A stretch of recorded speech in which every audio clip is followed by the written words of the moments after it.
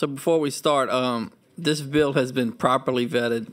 I want to thank Zach Gonzalez for the hard work that he's done. As you know, my colleague here, former colleague, is a meticulous reader of bills, and so this bill is in pure form, I can assure you. So I'll let him explain the bill to you.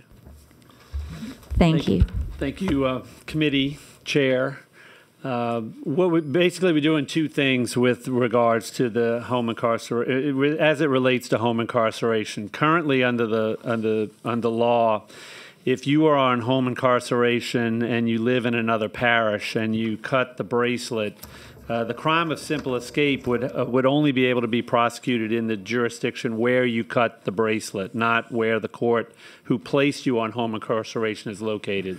So we're adding in the venue statute, like other crimes that can occur in more than one place, the jurisdiction in 611, Article 611, which is the venue section. We're adding a new section E that says that if the offense is a violation of simple escape or aggravated escape, it can be prosecuted either where the offense occurs or in the parish of the court that ordered the home incarceration. That's the short version.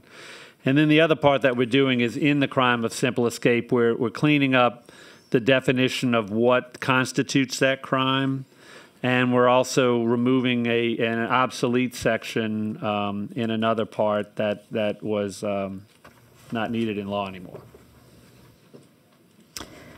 Thank you. I don't see any questions by any members. We have green cards in support. Lieutenant Michael Dawson with the Gretna Police Department Home Incarceration, present, wishing to speak. Jill Dennis, Assured Supervision Accountability Program, present and wishing to speak. Dennis?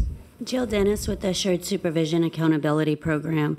I had the pleasure last night to talk with Miss Elizabeth Hansert, who is the mother of a victim of a violent crime. The offender of this crime was wearing an ankle monitor. She wrote a letter she asked me to read. She said, "Thank you for allowing me to speak today on HB 269. As some of you might know, my son was a victim of an armed robbery on August 21st, 2022. He was left paralyzed from the incident. One of the offenders, Tata Se, was released on bail with an ankle monitor. 4 months after the monitor was placed on his ankle, he cut it off. He was on the run for 24 hours. It required the task force to go retrieve him. It should be noted that presently cutting off an ankle monitor is a misdemeanor. We're requesting that there should be additional felony charges for committing this new crime. It should also be noted that it shouldn't run concurrently with other charges. Having an ankle monitor is a privilege granted by the courts. When a violation happens, it puts the victims and the community at risk, and there should be consequences when this is violated. Please vote for this bill to help us make Louisiana safer. Thank you, Elizabeth Hansard." Tata Se was in the ASAP program. The ASAP program is a private program. It is not one that is monitored or run by law enforcement. This bill is a great bill. It is one that will make people accountable and responsible when they violate the privilege of being released on an ankle monitor. The only thing that I ask is that it include all court-ordered ankle monitors, not just ones that are run by law enforcement. The task force and NOPD and the work we've done with them allowed us to get Tata Se in custody in less than 24 hours. And because of the pain and suffering and the fear that Miss Noah and Elizabeth faced in that 24 hours was horrible. And the ability to be able to do what Representative Muscala and Mr. Marino has done is a great thing, and I do urge you to vote yes on this bill. Representative Marino, do you have concerns that the bill doesn't address all ankle monitors? Is there anything?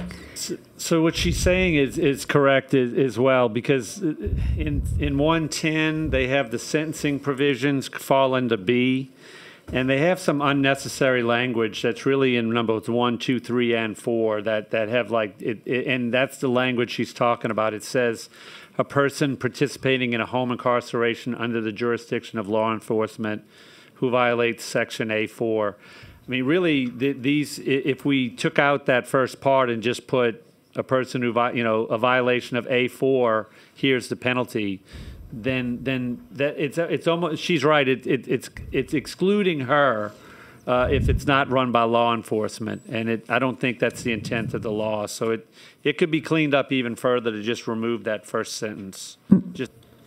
I'll just ask favorable passage, but I will say apparently my colleague's missing a step since he's left the legislature because he missed that very important little wording. So we will forgive him, but we definitely thank Ms. Dennis and Elizabeth for catching that and for allowing us to make that very critical amendment. And we've got Chair Bacala requesting to speak. Yes, Madam Chair, I'll withdraw my earlier motion to involuntarily defer and offer that it be reported with amendments. Thank you. We have a motion by Chair Bacala to report the instrument favorably with amendments. Do we have any objections?